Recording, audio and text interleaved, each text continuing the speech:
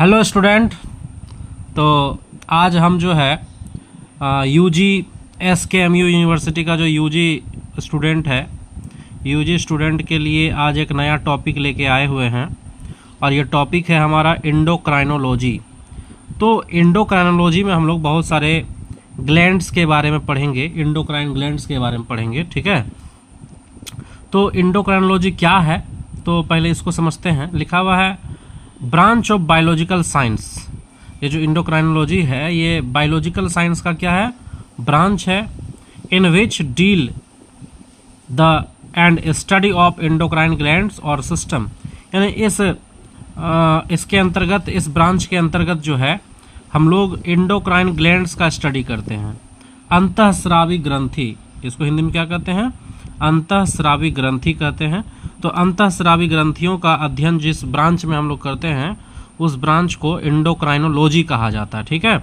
ये बायोलॉजी का एक ब्रांच है और एंडोक्राइनोलॉजी का जो फादर माना जाता है थॉमस एडिसन को माना जाता है। ये थॉमस एडिसन हमारे एंडोक्राइनोलॉजी का फादर है और एक्चुअली में ये ब्रिटिश फिजिशियन है, यानी ब्रिटिश कंट्री के हैं ये रहने वाले और फिजिशियन है। लेकिन फिजिशियन होने के बावजूद भी ये हमारे बायोलॉजी में इसका कंट्रीब्यूशन है। एंडोक्राइन ग्लैंड्स के बारे में ये बहुत सारे कंट्रीब्यूशन दिए हैं, तो इनको फादर मान लिया गया थॉमस एडिसन को, ठीक है। एंडोक्राइन ग्लैंड क्या है ये समझेंगे। तो एंडोक्राइन ग्लैंड्स का मतलब होता है वैसा ग्लैंड्स जो हार्मोन्स रिलीज करे। क्या निकाले, हार्मोन्स। हमारे बॉडी के अंदर जहाँ भी हार्मोन्स निकलता है वो सभी ग्लैंड्स को एंडोक्राइन ग्लैंड कहते हैं, ठीक है। हमारे बॉडी से जहाँ से भी हार्मोन निकलेगा, जो भी ग्रंथि हार्मोन निकालती है वो सारे ग्रंथि को एंडोक्राइन ग्लैंड्स कहा जाता है। जैसा कि लिखा हुआ है those gland which secrete hormones is called endocrine gland. वैसा ग्रंथि जो हार्मोन रिलीज करती है उसे हम लोग एंडोक्राइन ग्लैंड्स के नाम से जानते हैं। जैसे कि एग्जाम्पल में हाइपोथैलेमस जो कि ब्रेन के पास है, हमारा जो मस्तिष्क है, हमारे मस्तिष्क के पास एक ग्रंथि जिसका नाम है हाइपोथैलेमस। उसी के जस्ट नीचे होता है पीयूष ग्रंथि जिसको पिट्यूटरी ग्लैंड के नाम से जानते हैं। हम लोग के गला के अंदर थायराइड ग्लैंड होता है। इसके अलावा और भी बहुत सारे ग्लैंड्स हैं जो एंडोक्राइन ग्लैंड्स का एग्जाम्पल है। तो आज का जो हम लोग का टॉपिक है वो टॉपिक होगा पिट्यूटरी ग्लैंड्स, और पिट्यूटरी ग्लैंड्स को विस्तार से समझेंगे। थोड़ा सा हार्मोन्स को बताने का कष्ट करेंगे हम कि हार्मोन्स क्या है। हार्मोन्स एक केमिकल मैसेंजर है। केमिकल मैसेंजर का मतलब ये हुआ कि मान लीजिए कोई ग्लैंड है, ये इस ग्लैंड से हार्मोन बना और ये ब्लड के साथ, ब्लड स्ट्रीम के द्वारा ये अपने टारगेट तक पहुंचता है। यानी जहां भी इसको जाना होगा वो किसके द्वारा जाएगा, ब्लड के द्वारा जाएगा, खून के नली के द्वारा जाएगा, ब्लड वेसल्स के द्वारा जाएगा, थ्रू द ब्लड, ब्लड के द्वारा अपने टारगेट तक पहुंचता है glands, sorry hormones endocrine gland से निकलकर पहले ब्लड में जाएगा और ब्लड के थ्रू अपने टारगेट में जाएगा। टारगेट मतलब उसका मंजिल, वो जहां पर कार्य करेगा उस जगह पर पहुंचेगा ब्लड स्ट्रीम के द्वारा। चलिए अब हम लोग जो है अभी जो पहला ग्लैंड्स पढ़ेंगे उसका नाम है पिट्यूटरी ग्लैंड, जिसको हम हिंदी में पीयूष ग्रंथि के नाम से जानते हैं, पीयूष ग्रंथि, ठीक है। तो पीयूष ग्रंथि को हम सबसे पहले पॉइंट जानेंगे, मास्टर ग्लैंड कहते हैं। मास्टर ग्लैंड क्यों नाम है इसका, पहले तो ये समझ लीजिए कि हमारे बॉडी का जितना भी ग्लैंड है सारे ग्लैंड को ये कंट्रोल करता है, ठीक है। इसीलिए इसको हम क्या कहते हैं, मास्टर ग्लैंड। दूसरा पॉइंट कि इसका लोकेशन क्या है, ये पीयूष ग्रंथि कहाँ पाया जाता है। तो आपका जो ब्रेन के पास, यानी आपके जो मस्तिष्क में जो हड्डी है क्रेनियल बोन्स, क्रेनियल बोन में एक और बोन है उसका नाम है स्फेनॉइड बोन। तो स्फेनॉइड में एक छोटा सा डिप्रेशन होता है, गड्ढा होता है। स्फेनॉइड, मान लीजिए ये मेरा हथेली स्फेनॉइड बोन है, तो स्फेनॉइड बोन का ये अंदर में, हथेली के अंदर में ये गड्ढा है। इस गड्ढा का नाम है सीला टर्सिका, सीला टर्सिका। तो इसी गड्ढा से लटका होता है हमारे पीयूष ग्रंथि। तो पीयूष ग्रंथि जो है वो सीला टर्सिका ऑफ स्फेनॉइड बोन इसका लोकेशन है, और जो कि ब्रेन के पास लगभग होता है। हम स्ट्रक्चर का बात करें तो ये आपके सामने एक पीयूष ग्रंथि का स्ट्रक्चर है, ठीक है। तो इसको ध्यान से ज़रा देखिएगा। पीयूष ग्रंथि का ये जो दोनों पार्ट है ये अग्र पीयूष कहलाता है, ये पश्च पीयूष कहलाता है। इंग्लिश में इसको बोलते हैं एंटेरियर पिट्यूटरी। इसको क्या बोलते हैं, एंटेरियर पिट्यूटरी, अग्र पीयूष, और ये पीछे वाला है पश्च पीयूष। और ये जो ऊपर वाला पार्ट आप देख रहे हैं, ये वाला पार्ट्स एक डंठीनुमा संरचना जो है, इसको इनफंडिबुलम के नाम से जानते हैं। इनफंडिबुलम, ये वाला संरचना इनफंडिबुलम है। ये इनफंडिबुलम के नीचे कुछ इस प्रकार का एक आउटर ग्रोथ है, इसे ऑप्टिक काइज्मा के नाम से जानते हैं। और ये जो हमारा पिट्यूटरी ग्लैंड का ये जो एंटीरियर पार्ट है, एंटीरियर पार्ट का भी 3 पार्ट है। एंटीरियर पिट्यूटरी का भी 3 पार्ट, जैसे कि शुरुआत ये वाला जो पार्ट है, ये वाला रीजन, इसका नाम पार्स ट्यूबरेलिस। पार्स ट्यूबरेलिस। ये नीचे वाला पार्ट जो तुम देख रही हो, इसे बोलते हैं पार्स डिस्टेलिस। और ये वाला बीच का थोड़ा सा एरिया, ये वाला एरिया को हम कहते हैं पार्स इंटरमीडिया। यानी कि 3 पार्ट हो गया, पार्स ट्यूबरेलिस, पार्स डिस्टेलिस और पार्स इंटरमीडिया। ये अग्र पीयूष का पार्ट है। रहा बात पश्च पीयूष यानी पोस्टेरियर पिट्यूटरी, तो पोस्टेरियर पिट्यूटरी ये पूरा आप देख रहे हैं, ठीक है। तो जैसा कि पिट्यूटरी ग्लैंड के ऊपर ये वाला जो रीजन है, ये वाला रीजन हाइपोथैलेमस का है। यहाँ पर कौन सा ग्लैंड है? हाइपोथैलेमस। इस जगह पर हाइपोथैलेमस का रीजन होता है और इसके नीचे हमारे पिट्यूटरी ग्लैंड्स लोकेटेड होते हैं, जो कि इनफंडिबुलम के द्वारा जुड़े होते हैं, ठीक है। कोई सवाल? नहीं। यहाँ पर कोई सवाल है ना? जैसे कि यहाँ पर चित्र के अनुसार दिखाए हैं कि मान लीजिए ये हाइपोथैलेमस है, ये हाइपोथैलेमस है और इसके नीचे ये जो लटकता हुआ ग्लैंड है, ये पिट्यूटरी ग्लैंड है। और ये जो स्ट्रक्चर है जो लटका रहा यहाँ से यहाँ तक का पार्ट, इनफंडिबुलम, यानी इनफंडिबुलम के द्वारा हमारे हाइपोथैलेमस से जुड़े होते हैं पिट्यूटरी ग्लैंड, ठीक है। तो अब हम बात करेंगे कि हमारे पिट्यूटरी ग्लैंड से कौन कौन से हार्मोन निकलते हैं। ध्यान से देखिएगा, ये बहुत इंपॉर्टेंट चीज़ है। हमारे पिट्यूटरी ग्लैंड का दूसरा नाम है हाइपोफाइसिस। क्या कहते हैं इसको? हाइपोफाइसिस। यानी पिट्यूटरी ग्लैंड का 2 पार्ट, आगे वाले पार्ट को हिंदी में अग्र पीयूष के नाम से जानते हैं और इंग्लिश में बोलते हैं एडिनो हाइपोफाइसिस। एडिनो मतलब अग्र, आगे वाला पार्ट। एडिनो हाइपोफाइसिस या इसको एंटीरियर पिट्यूटरी के नाम से भी जानते हैं। और जो पीछे वाला पार्ट था, हम इसे कहते हैं न्यूरो हाइपोफाइसिस या पोस्टेरियर पिट्यूटरी, ठीक है। 2 पार्ट हो गया। अब एंटीरियर पिट्यूटरी का भी 3 पार्ट बताए थे हम, जैसे पार्स ट्यूबरेलिस, पार्स डिस्टेलिस और पार्स इंटरमीडिया, ठीक है। अब ये जो 2 पार्ट आप देख रहे हैं, बी नंबर और सी नंबर एंटीरियर पिट्यूटरी का, यानी कि पार्स डिस्टेलिस और पार्स इंटरमीडिया, यही दोनों पार्ट से मैक्सिमम हार्मोन रिलीज होता है पिट्यूटरी ग्लैंड से। और खास करके पार्स डिस्टेलिस से मैक्सिमम 99% हार्मोन्स जो है एंटीरियर पिट्यूटरी का, ये पार्स डिस्टेलिस से रिलीज होता है। तो हम लोग अभी देखेंगे कि पार्स डिस्टेलिस से कौन कौन से हार्मोन रिलीज होते हैं। पार्स ट्यूबरेलिस से कोई हार्मोन रिलीज नहीं होता, बस ये पिट्यूटरी ग्लैंड का एक पार्ट है। लेकिन पिट्यूटरी ग्लैंड का ये जो पार्स डिस्टेलिस और पार्स इंटरमीडिया है, ये दोनों पार्ट से, ये अग्र पीयूष का भाग है और अग्र पीयूष के ये दोनों पार्ट से हार्मोन निकलते हैं। और पोस्टेरियर पिट्यूटरी से तो निकलता ही है, उसका बारे में हम चर्चा बाद में करेंगे। अभी हम चर्चा कर रहे हैं पार्स डिस्टेलिस और पार्स इंटरमीडिया का, ठीक है। तो सबसे पहले हम पार्स डिस्टेलिस का बात करेंगे। हम पार्स ट्यूबरेलिस का बात इसलिए नहीं करेंगे क्योंकि इससे कोई हार्मोन रिलीज नहीं होता है, ठीक है। तो pars distalis, release some hormones, कुछ हार्मोन्स निकालते हैं। जैसे कि सबसे पहले अगर हम चर्चा करें, ACTH एक हार्मोन है, इसको शॉर्ट फॉर्म में ACTH कहते हैं, जिसका पूरा नाम है एड्रीनोकॉर्टिकोट्रोपिक हार्मोन। इसका पूरा नाम है A for adreno, C for cortico, T for tropic, H for hormone, adrenocorticotropic hormone, ठीक है। या इसका दूसरा नाम है कॉर्टिकोट्रोफिन के नाम से भी जानते हैं, कॉर्टिकोट्रोफिन, ठीक है। इसका काम क्या है? मान लीजिए ये पिट्यूटरी ग्लैंड से निकला, यानी हमारे पीयूष ग्रंथि से निकलता है और निकल के एक्ट ऑन, यानी इसका टारगेट क्या है? ये ACTH हार्मोन का टारगेट है एड्रिनल ग्लैंड। कौन सा ग्लैंड? Adrenal gland. आप बोलोगे सर एड्रिनल ग्लैंड कहाँ है, हमको नहीं पता। तो आपको हम एक फिगर के अनुसार हम समझाने का कोशिश करेंगे कि मान लीजिए कि ये आपका ब्रेन है, कल्पना कीजिए कि ये आपका ब्रेन है और इससे लटका हुआ एक ग्रंथि है जिसका नाम क्या है? पीयूष ग्रंथि, ठीक है।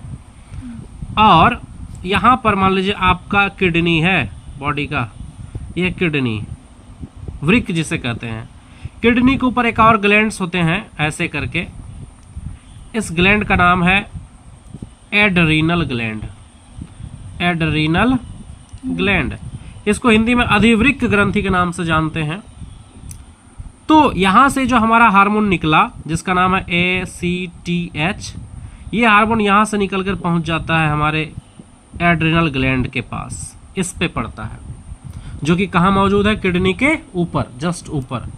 तो यहाँ आप देख सकते हैं कि किडनी के ऊपर हमारा एड्रिनल ग्लैंड है, इसी पे ACTH आके एक्ट करता है। तो अगर आपको ACTH का टारगेट पूछे कि इसका मंजिल कहाँ है, टारगेट कहाँ है, तो एड्रिनल ग्लैंड है। जैसे एड्रिनल ग्लैंड पे ACTH पड़ता है तब जाके ये दोनों ग्लैंड्स कुछ हार्मोन रिलीज करता है। अगर इसको हार्मोन निकालना है तो ACTH पड़ेगा तभी निकलेगा। और ACTH कहाँ से आया है, पिट्यूटरी ग्लैंड से। इसीलिए तो पिट्यूटरी ग्लैंड को मास्टर ग्लैंड कहते हैं, क्योंकि ये जो ग्लैंड है ये इसके कंट्रोल पे है। अगर पिट्यूटरी ग्लैंड ACTH नहीं निकालेगा तो ये भी कोई हार्मोन नहीं निकाल पाएगा।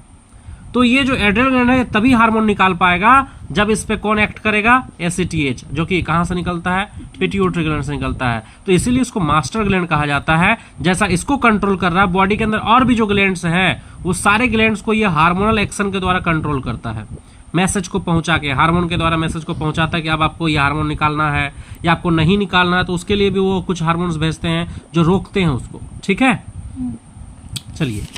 तो जैसा कि हम आपको बताएं यहाँ पर कि जो हमारा ACTH है, ACTH का टारगेट जो है एड्रिनल ग्लैंड है। जैसे एड्रिनल ग्लैंड पे ACTH एक्ट करता है तो एड्रिनल ग्लैंड कुछ हार्मोन्स रिलीज करते हैं, कुछ हार्मोन्स निकालते हैं। और जो भी हार्मोन्स निकालते होंगे वो सारे हार्मोन्स को एक साथ हम एड्रिनल हार्मोन कहते हैं, यानी एड्रिनल ग्लैंड से निकलने वाले हार्मोन्स, चाहे जो भी होगा हम आगे देखेंगे। फॉर एग्जाम्पल पे एड्रीनालिन, नोर एड्रीनालिन, कॉर्टिसोल हार्मोन, ETC, ये सब जो हार्मोन्स हैं, ये सब हार्मोन्स के सिक्रीशन में जो है ACTH का बहुत बड़ा रोल है। अगर ACTH नहीं पड़ेगा एड्रिनल ग्लैंड पे तो ये हार्मोन्स का सिक्रीशन नहीं होगा। तो ये पहला हार्मोन्स का आपको जिक्र किए ACTH का, जो कि हमारे पार्स डिस्टेलिस से रिलीज होता है। अब दूसरा हार्मोन्स के हम चर्चा करेंगे। अब हमारे पास दूसरा हार्मोन है FSH हार्मोन, FSH, जो कि बहुत इंपॉर्टेंट हार्मोन है। इसका फुल फॉर्म है फॉलिकल स्टिमुलेटिंग हार्मोन। ये हार्मोन बहुत ही जरूरी है, मेल के बॉडी में भी और फीमेल के बॉडी में भी, दोनों के बॉडी में रिलीज होता है। जैसा कि एक्ट ऑन आप देख रहे हैं। अगर हम बात करें मेल के बॉडी में, तो मेल के बॉडी में यह टेस्टिस पे जाके वर्क करता है। टेस्टिस का मतलब समझते हैं, हिंदी में इसको वृषण कहते हैं। जहां पर आपका मेल के बॉडी में जो शुक्राणु का फॉर्मेशन होता है, उस ग्लैंड को हम उस ऑर्गेन्स को टेस्टिस कहते हैं। तो टेस्टिस पे जाके FSH पड़ता है और स्पर्म प्रोडक्शन में हेल्प करता है, यानी स्पर्म के फॉर्मेशन में हेल्प करता है। तो हम यहाँ पर इनडायरेक्टली लिखे हैं। अब डायरेक्टली अगर जानना चाहिएगा आप तो आपको हम डिटेल्स में समझाते हैं। यहाँ थोड़ा सा इसको पीछे कीजिए। देखिए, डिटेल्स में समझाने का मतलब ये हुआ कि मान लीजिए कि ये आपका टेस्टिस है, मान लेते हैं, ठीक है। ये क्या है, टेस्टिस है, वृषण जिसको कहते हैं, ठीक है। अब वृषण के अंदर कुछ इस तरह का संरचना होता है, इसको हम लोग कहते हैं टेस्टिकुलर लोब। और इस टेस्टिकुलर लोब के अंदर इस तरह का एक पाइप होता है जिसे हम लोग कहते हैं सेमिनिफेरस ट्यूब्यूल्स। इस पाइप को हम बाहर कर देते हैं, ये एक पाइप है, ठीक है। इस पाइप के अंदर कुछ छोटे छोटे सेल और एक लंबा लंबा सेल होता है, ऐसे ऐसे। इस लंबा वाला सेल का नाम है सर्टोली सेल। क्या नाम है, हाँ, सर्टोली सेल। तो एक्चुअली में FSH जो यहां से मान लीजिए FSH निकला, FSH ये निकल के टेस्टिस के अंदर प्रवेश किया और टेस्टिस के अंदर जाके इस सेमिनिफेरस ट्यूब्यूल्स के अंदर प्रवेश करके सर्टोली सेल पे पड़ा, ठीक है। सर्टोली सेल पे जैसे एक्ट किया तब सर्टोली सेल एक केमिकल निकाला, उसका नाम है ABP। क्या निकाला, ABP का नाम है एंड्रोजन बाइंडिंग प्रोटीन। ये केमिकल निकला सर्टोली सेल से, केमिकल निकला ABP, और ये निकल के चला गया बाहर। ये केमिकल कहाँ चला गया, बाहर। अब बाहर एक हार्मोन है जिसका नाम है टेस्टोस्टेरोन, जो कि निकला हुआ लिडिक सेल से। कहां से निकला हुआ है, लिडिक सेल से। यहां बाहर ये जो ट्यूब्यूल्स आप देख रहे हैं, पाइप देख रहे हैं, सेमिनिफेरस ट्यूब्यूल्स, इस पाइप के बाहर एक सेल है, इस सेल का नाम है लिडिक सेल, लिडिक सेल। इस सेल से एक हार्मोन निकला टेस्टोस्टेरोन। अब ये हार्मोन को इस पाइप के अंदर आना है, और जब ये हार्मोन इस पाइप के अंदर आएगा, जर्म सेल पे पड़ेगा, तभी जर्म सेल क्या बनाएगा, स्पर्म। तो ये हार्मोन इस पाइप के अंदर आएगा कैसे, इसको कोई लेके आएगा। कौन लेके आएगा, ABP जाएगा, पकड़ेगा और इसको लेके आ जाएगा अंदर। तो टेस्टोस्टेरोन को बाहर से पाइप के अंदर कौन लेके आया? एबीपी। एबीपी कहां से निकला? सर्टोली सेल से। सर्टोली सेल से कब निकला? जब उस पे पड़ा एफएसएच। तो फाइनली इसका मतलब हुआ कि एफएसएच पड़ा तो ये पूरा प्रोसेस स्टार्ट हुआ स्पर्म बनने के लिए। तो स्पर्म प्रोडक्शन में एफएसएच का बहुत बड़ा रोल है। तो हम इतना डिटेल्स में नहीं बताना चाह रहे थे, फिर भी समझिए बात को कि एफएसएच किस पे पड़ता है। हम डायरेक्ट बोल दिए टेस्टिस पे पड़ता है, लेकिन टेस्टिस के अंदर भी सेमिनिफेरस ट्यूब्यूल्स है, उसके अंदर एक लंबा सा सेल है जिसका नाम सर्टोली सेल। तो सर्टोली सेल पे पड़ता है, जिससे क्या निकलता है? एबीपी। एबीपी का क्या काम है? टेस्टोस्टेरोन को पकड़ना और फिर से वापस इस ट्यूब के अंदर लेके आना और जर्म सेल को देना। और जर्म सेल को जैसे टेस्टोस्टेरोन मिलेगा, जर्म सेल क्या बना देगा? स्पर्म बना देगा। बात समझ में आया? तो इसीलिए हम यहां पर लिख चुके हैं डायरेक्ट लिखें कि स्पर्म प्रोडक्शन, क्या चीज लिख दिए हैं? स्पर्म के बनने में हेल्प करता है ये एफएसएच हार्मोन, लड़का में, बॉय में। अगर फीमेल के बॉडी की बात करें तो फीमेल के बॉडी के अंदर जो अंडाशय होता है उसके बॉडी में, जिसको ओवरी कहते हैं, तो ओवरी के अंदर एक्चुअली में ओवम के प्रोडक्शन में हेल्प करता है। अब ओवम के प्रोडक्शन में कैसे हेल्प करता है वो भी आपको समझा देते हैं, ध्यान दीजिए इधर। मान लीजिए कि ये फीमेल का बॉडी का अंडाशय है, ये क्या है? अंडाशय। और इसके अंडाशय यानी इसके ओवरी में बहुत सारे ऊगोनियम, ये क्या है? ऊगोनियम बन के तैयार है, जो कि महिला लड़की अपने माँ के पेट से लेके इसको जन्म होती है। बहुत सारे ऊगोनियम लेके पैदा होती है लड़की। अब जब लड़की किशोरावस्था में पहुंचती है, प्यूबर्टी स्टेज में पहुंचती है, तब उसके पीयूष ग्रंथि से निकलता है एफएसएच और उसके ओवरी पे पड़ता है। जैसे ओवरी पे पड़ेगा इसमें से कोई एक ऊगोनियम आगे बढ़ जाएगा और ये 14 दिन तक पड़ते रहता है, ठीक है? एक महीना में 14 दिन तक ही पड़ेगा। और इस 14 दिन के अंदर में ये जो हमारे एक ऊगोनियम आगे बढ़ा, जिसका नाम है primary oocyte, primary follicle, secondary follicle, tertiary follicle, Graafian follicle, कुछ इस टाइप का स्ट्रक्चर बनता है। और ग्राफियन फॉलिकल के अंदर ओवम का निर्माण होता है, यानी सेकेंडरी ऊसाइड बनता है। तो इसके फॉर्मेशन में हमारा एफएसएच हार्मोन का रोल होता है। समझ रही बात को? और एफएसएच हार्मोन कितने दिन तक पड़ता है अंडाशय में? 14 दिन तक पड़ता है। इसी दौरान इस महिला के जो अंडाशय, इसके अंडाशय के अंदर से एक हार्मोन रिलीज होता है जिसका नाम है एस्ट्रोजन हार्मोन। Oestrogen hormone. तो अगर आपसे पूछा जाए कि ओवरी से, अंडाशय से कौन सा हार्मोन निकलता है? एस्ट्रोजन। इसके निकलने में कौन सा हार्मोन का योगदान है? तो एफएसएच का।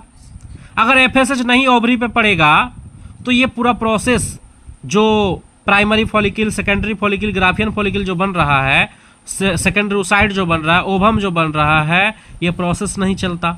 और ये प्रोसेस नहीं चलता तो ये हार्मोन नहीं बनता, एस्ट्रोजन हार्मोन, ठीक है? अब बोलोगे सर ये हार्मोन, एस्ट्रोजन हार्मोन यहाँ से बन के ये क्या किया? तो ये इसके अंडाशय से निकलकर इसके गर्भाशय में पहुंच गया। मान लीजिए ये लड़की गर्भाशय है, इस लड़की का अंडाशय, इस लड़की गर्भाशय है। ये हार्मोन गया गर्भाशय में और गर्भाशय की दीवार को मोटा किया।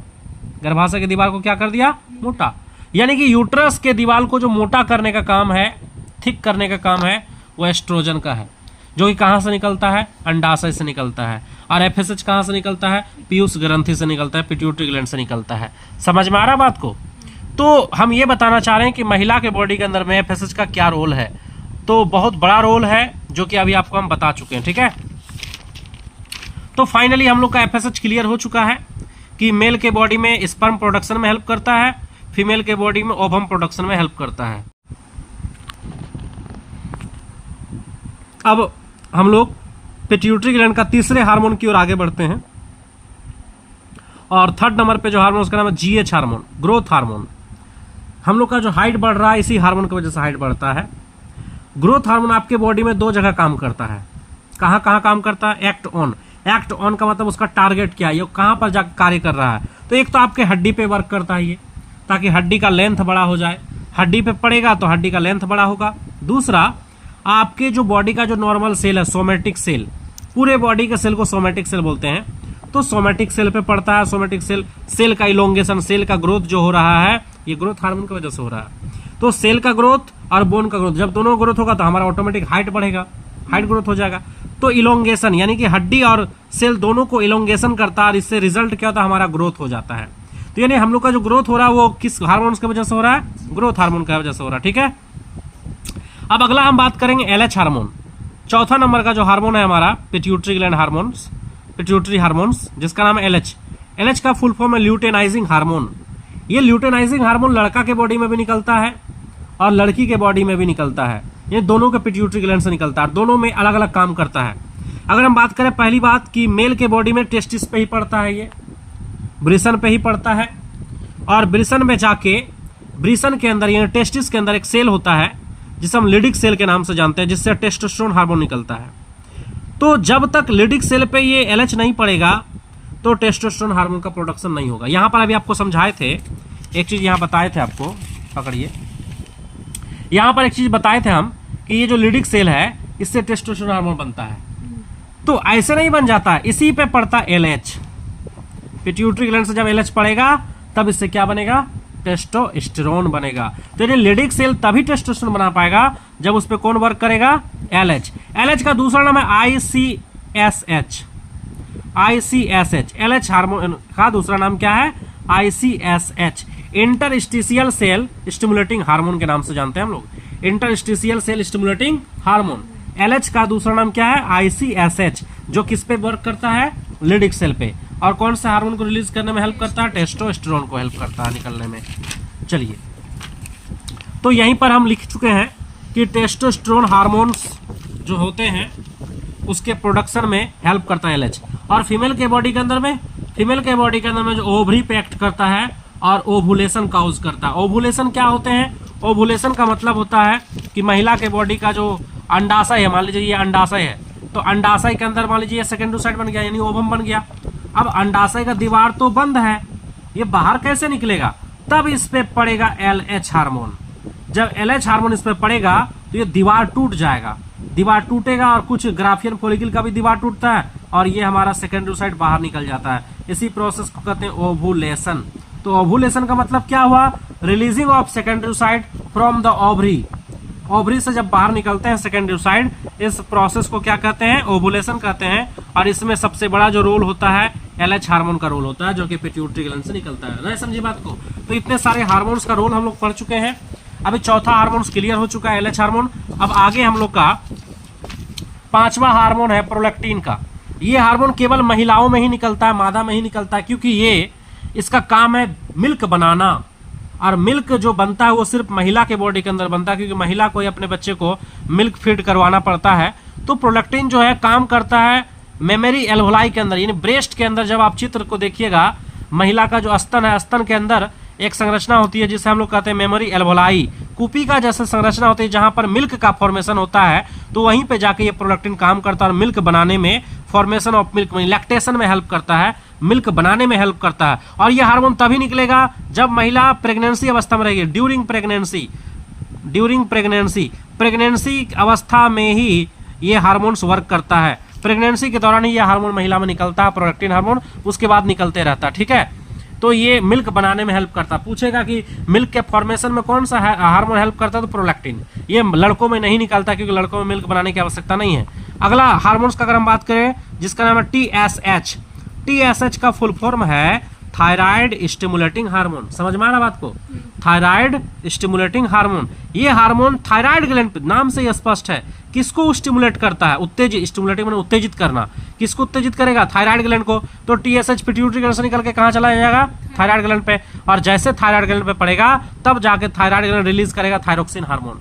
थायरोक्सिन हार्मोन निकालेगा थायराइड ग्लैंड, लेकिन ये तब निकालेगा ना जब इस पे क्या पड़ेगा, टीएसएच पड़ेगा। ठीक है, तो ये 6 हार्मोन हम लोग चर्चा किए जो पार्स डिस्टेलिस से निकला था।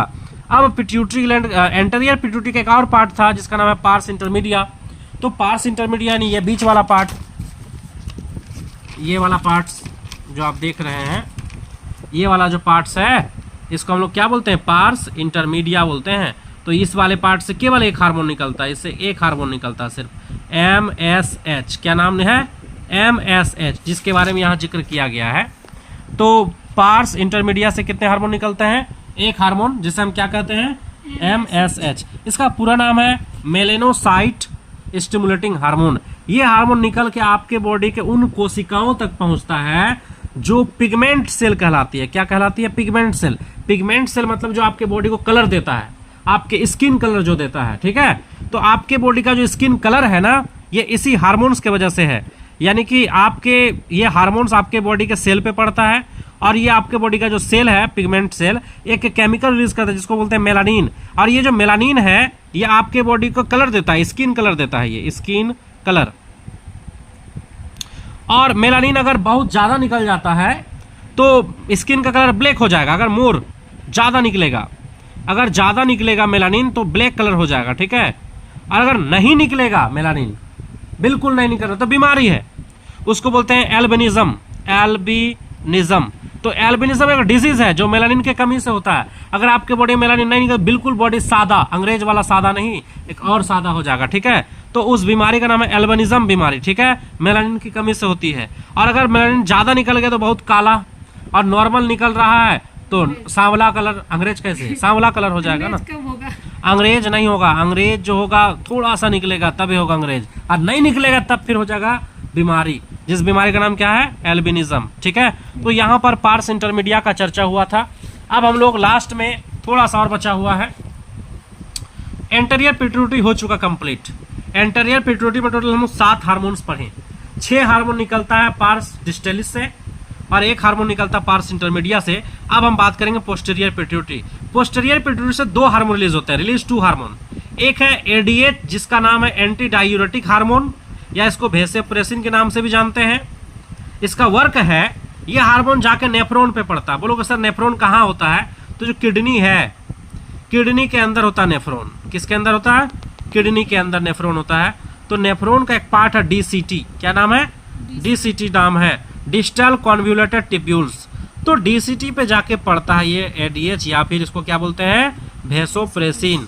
और वहां पर पड़ के क्या करता है, उस जगह पे जाके क्या करता है, तो water and sodium level balance, आपके बॉडी में पेशाब के द्वारा ज़्यादा पानी ना निकल जाए, आप जो पानी पीते हैं वो यूरिन के द्वारा ज़्यादा पानी ना निकल जाए, इसलिए एडीएच आपके किडनी में जाता है एक बार, क्योंकि पेशाब तो किडनी में ही बनता है, और पानी जो है जो पेशाब के द्वारा ज़्यादा बाहर ना निकल जाए, इसलिए पानी को, अगर पेशाब में ज़्यादा पानी चला गया मान लीजिए एक प्रकार से, तो उस पानी को वाटर रीएब्जॉर्ब करेगा वाटर को, और फिर से ब्लड में मिला देगा पानी को। यानी वाटर और सोडियम लेवल को बैलेंस करता है, मेंटेनेंस करता है, आपके बॉडी से एक्सेस वाटर लॉस ना हो जाए, ये सब में हेल्प करता है हमारा एडीएच हार्मोन, ठीक है। इसको विस्तार से जब पढ़ेंगे हम लोग वेसोप्रेसिन के बारे में तो और विस्तार से बताएंगे। फिलहाल तभी हम पिट्यूटरी हार्मोन्स के बारे में बता रहे हैं। एडीएच कहाँ पे जाके वर्क करेगा, तो नेफ्रॉन के डीसीटी पे वर्क करता है, जो कि हमारे बॉडी में वाटर और सोडियम लेवल को क्या करता है, बैलेंस करता है। अब दूसरा हार्मोन का बात करेंगे जो बहुत ही इंपॉर्टेंट हार्मोन है, जिसका नाम ऑक्सीटोसिन। बहुत बहुत बहुत इंपॉर्टेंट हार्मोन है। क्यों बहुत बोल रहे हैं, क्योंकि इसका बहुत बड़ा फंक्शन है। एक फंक्शन नहीं है, छोटा मोटा फंक्शन नहीं है इसका। हम विशेषकर यहाँ 3 फंक्शन बताएं, लेकिन इसका 3 फंक्शन नहीं बल्कि 3000 फंक्शन हो सकता है। ध्यान से देखिए, सबसे पहला फंक्शन है कि जब बच्चा रोता है तो उसके माँ के जो ब्रेस्ट है, उसके माँ के ब्रेस्ट से जो मिल्क निकलता है ना, इसी हार्मोन के वजह से निकलता है। अगर ये हार्मोन नहीं रहेगा तो ब्रेस्ट से मिल्क नहीं निकलेगा, ठीक है। इसलिए नाम है इसका मिल्क इजेक्टिंग हार्मोन। ये जब मेमोरी एल्वोलाई पे पड़ता है, जहाँ पर मिल्क बनता है उस जगह का नाम है मेमोरी एल्वोलाई। मेमोरी एल्वोलाई पे पड़ेगा और मेमोरी एल्वोलाई से क्या रिलीज हो जाएगा, मिल्क, मिल्क बाहर निकलेगा। तो इसको मिल्क इजेक्टिंग हार्मोन के नाम से भी जानते हैं। ये पहला फंक्शन है। हाँ, सिर्फ निकालने के लिए, यार बनाने के लिए तो प्रोलैक्टिन था। बनाने वाला अलग हार्मोन है, निकालने वाला अलग हार्मोन है। ये निकालता है मिल्क को। जब बच्चा रोएगा तब ऑटोमेटिक माँ के पिट्यूटरी ग्लैंड से यह हार्मोन निकलेगा और यह हार्मोन जाके इस पे पड़ेगा और ये फिर मिल्क को बाहर निकाल देगा, ठीक है। अब दूसरा फंक्शन सुनो। दूसरा फंक्शन है कि जब एक लेडीज, यानी जब एक महिला बच्चे को जन्म दे रही होती है, यानी कि पार्चुरेशन के समय, प्रसव के समय, महिला के बॉडी से बहुत ज़्यादा ऑक्सीटोसिन निकलता है और ऑक्सीटोसिन निकल के उसके गर्भाशय पे पड़ता है, यूट्रस पे पड़ता है और यूट्रस को धक्का देता है, पुश करता है। उसके अंदर जो बच्चा है उसको बाहर निकालने के लिए जो है ये बहुत ज़्यादा हेल्प करता है।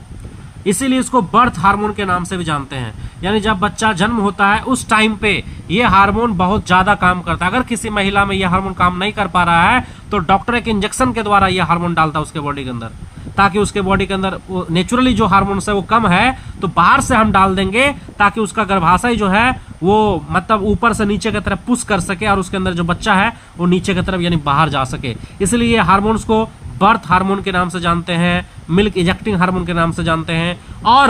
और जो है ये हार्मोन ब्रेन पे भी काम करता है। ब्रेन पे, ब्रेन में जाके हमको इमोशनली हमको इमोशनली जोड़ता है, यानी हमको अगर किसी से लव हो रहा है, किसी से प्यार हो रहा है, किसी के प्रति बहुत ज़्यादा फील है, इमोशनल है, सही खुशी हंसी मजाक ये सब जो हो रहा है ये ऑक्सीटोसिन हार्मोन की वजह से हो रहा है। अगर कोई किसी की वजह से फांसी लग रहा है, यानी उसके अंदर ऑक्सीटोसिन बहुत ज़्यादा निकल रहा है किसी के प्रति, तो वो दूसरे के प्रति जो है इमोशनल हो जाता है। तो ये इमोशनल हार्मोन के नाम से भी जाना जाता है इसको। तो फाइनली हम यहाँ पर आपको चर्चा किए कि हमारा जो पिट्यूटरी ग्लैंड से हार्मोन निकलते हैं, बहुत सारे हार्मोन्स निकलते हैं। आपको अगर वीडियो पसंद आया तो लाइक कीजिए, शेयर कीजिए, सब्सक्राइब कीजिए। और अगर आपको लगता है कि वीडियो पसंद नहीं आया तो आप कमेंट्स में लिखिए कि क्या दिक्कत है आपको, क्या है ना समझ में आ रहा है। आप लोग कुछ लिखते नहीं है, बहुत बुरा लगता है।